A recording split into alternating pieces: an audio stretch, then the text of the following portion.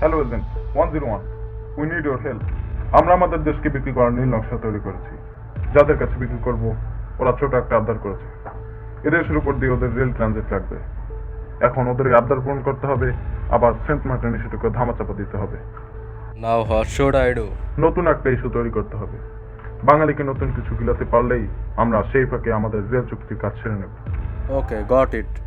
Okay agent, make an issue as soon as possible. আর এটা করতে পারলে আমি তোমাকে আমার ইউরোপের বাড়িতে লিখে দেবো। Okay, just wait and see. কি খবর রাসেলস ভাইপার? কি অবস্থা?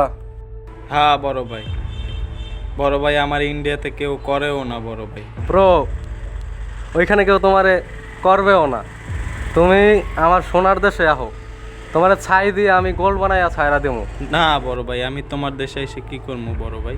তুমি খালি আসবা, আইসা আমার গানটা নিয়া 64 জেলায় 64টা শ্যুট করবা, অ্যান্ড দেন তোমার নিয়ে আমি 64 জেলায় নিউজ করাবো। তারপর দেখবা খেলা। ভাই এইটা কেমনে সম্ভব? সোনার দেশে সব সম্ভব।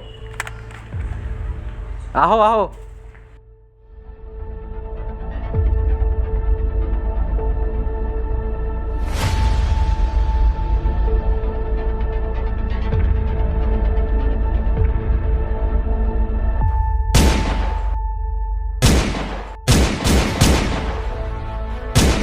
এরই মধ্যে দেশের 28টি জেলায় ছড়িয়ে পড়েছে রাসেলস ভাইপারের উপদ্রব।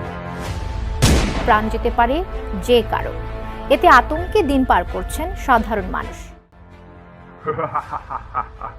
এজেন্ট, তোমরা তো কামাল কাজ দিয়া, গ্রেট জব। রাসেলস ভাইপার ইস্যুর জন্য আমাদের এই ইস্যু নিয়ে কারো কোনো মাথা ঘামায়নি। সামান্য রাসেলস ভাইপার দিয়ে তুমি সেন্ট মার্টিন ইস্যু এবং রেল চুক্তির ইস্যু ঢেকে দিয়েছো।